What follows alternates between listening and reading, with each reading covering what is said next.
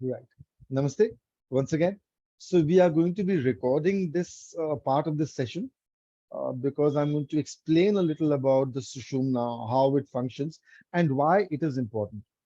Now, though the Sushumna, that central nerve which connects the Muladhara, which is the base chakra, all the way up to the Sahasrara, the crown chakra. So it's the connector point. It runs through the spinal cord, and in the path lie the different chakras. The chakras are not like circles or cycles or something that is whirling, etc.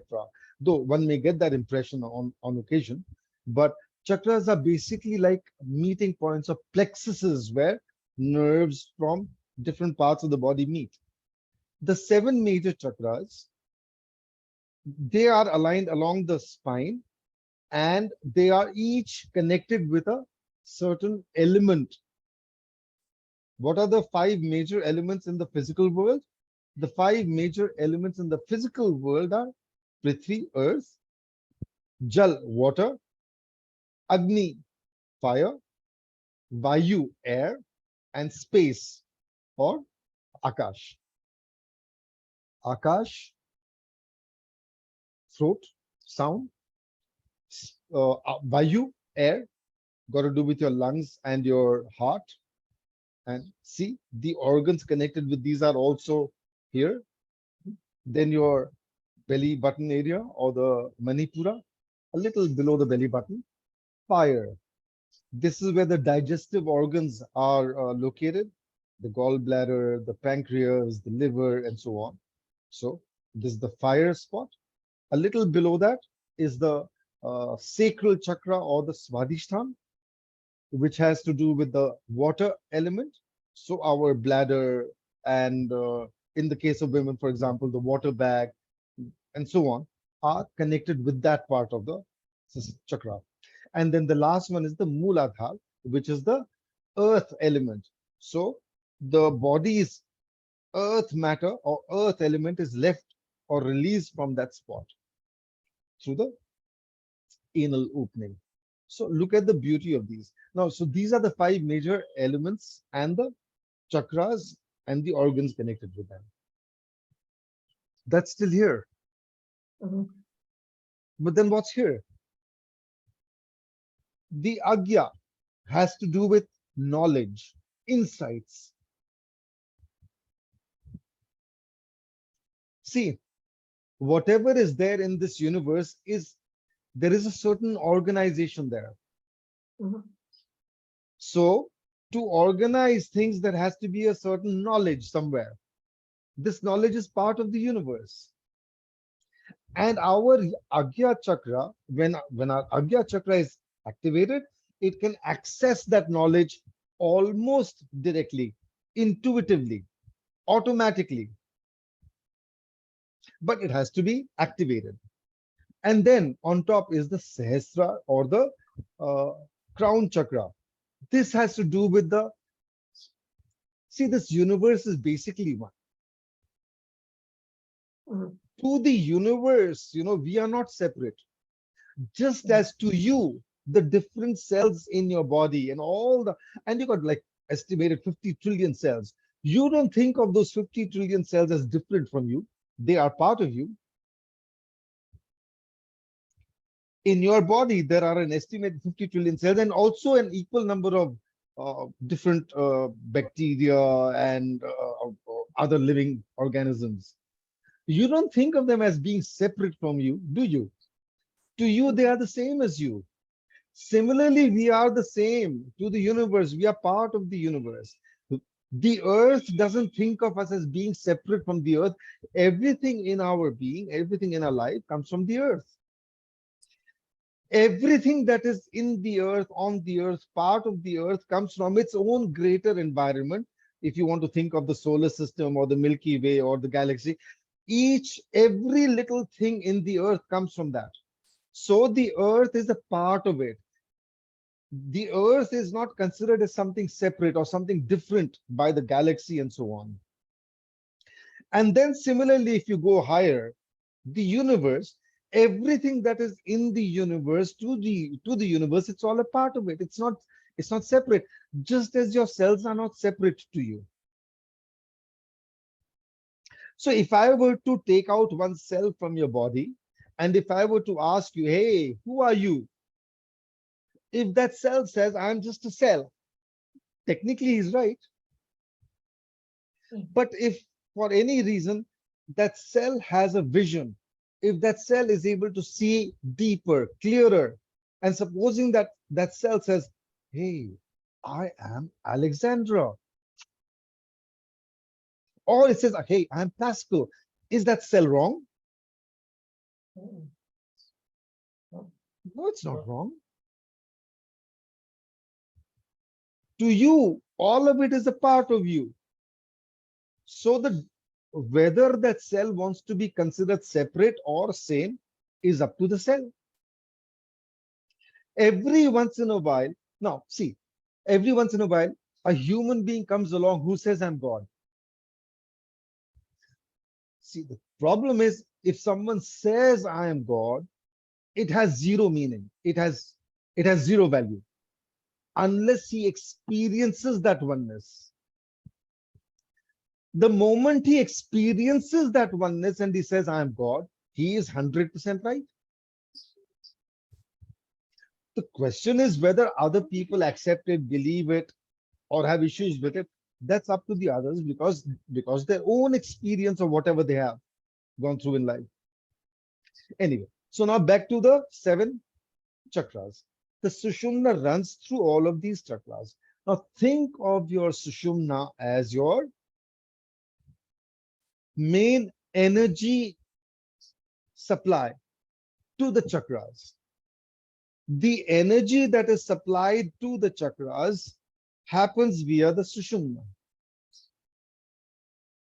So everything that we do in this, as a body, everything that we do with our lives requires energy.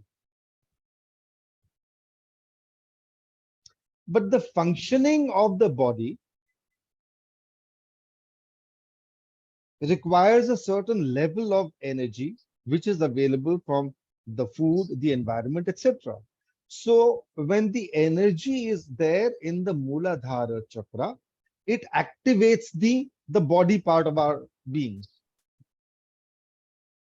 But if that energy for any reason begins to deplete, reduce, etc., then even the body's functions may suffer. The body will not have the same vitality that it may need. Similarly, as the chakra goes higher to the Swadhisthana, now each of these chakras actually it has a certain level of consciousness. We say level of consciousness, a certain type of consciousness. In the Mooladhara, the consciousness is about me and my survival. Everything, every living thing wants to survive. And that's right. There's nothing wrong with that. But when this energy moves up to the Swadhisthana, the consciousness changes. And one great example is take a child up to the age of 8, 10, 11, 12 years. Earlier, it used to be a little more. They would not have any interest in the opposite sex because their consciousness had not been activated at that level. And now suddenly at the age of 12, 13, that is activated, the body starts undergoing certain changes.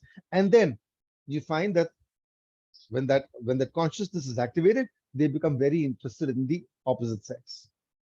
Nothing wrong there. That consciousness has been activated. Now, if energy is still available, if it's not depleted, if that energy is not wasted, if it's not leaked away, then once that energy, just as it first had to collect in the Mooladhara to reach the sacral chakra, the Swadhisthana, now it needs to collect in the Swadhisthana to be able to reach higher. If that energy is wasted, depleted, because see, in the Swadhisthana, that pleasantness is beautiful. When energy activates the Swadhisthana, what is called sexual energy or interest in sex and the act of sex, etc., it's very pleasant. It's very addictive. So when we allow ourselves to fall prey to this temptation of pleasantness, pleasure, and the leakage that comes with it, then we are allowing the buildup of this energy to stop. We allow wastage or leakage to happen. So now there is very little energy left to move to a higher level of consciousness, which is at the Manipura. Manipura consciousness is about society, position in society, influence in society, doing things for society, and so on. Someone who is so intent or lost in his own pleasantness or his own pleasure is not likely to be able to do much for society. But there is a negative side to this, just as there is a negative side to the pleasantness, when people overdo the sex bit, etc., or the pleasure that they derive from sex. Similarly, here in the Manipura, power, some people want to wield power over others rather than over themselves. That's negative energy. That's a waste of energy. When this energy is allowed to be wasted, then there isn't enough left to rise higher to the Anahata, the heart chakra. If enough energy is collected here and if it rises to the Anahata, then it activates the next level of consciousness, which is compassion, love for everyone or love for everything around. But again, it can have a negative expression, which is, love for some, but dislike or hatred or whatever for rejection of others. Again, a problem. That's a leakage. But again, if it's allowed to collect here, build up, then it rises to the to the Vishuddhi, the throat chakra, expression. That's when a certain expressiveness happens. A person may be able to write beautifully, in uh, like seeing deep into things. Expression becomes good. His creativity begins to flower, and so his expression changes. Sometimes he could be a great orator, for example, simply with his words, simply with his expressions, written or spoken. He can charm or he can affect the whole world or large number of people. Again, it can be used in a positive way or a negative way. If it is used in the negative way, end of it, it can't rise higher.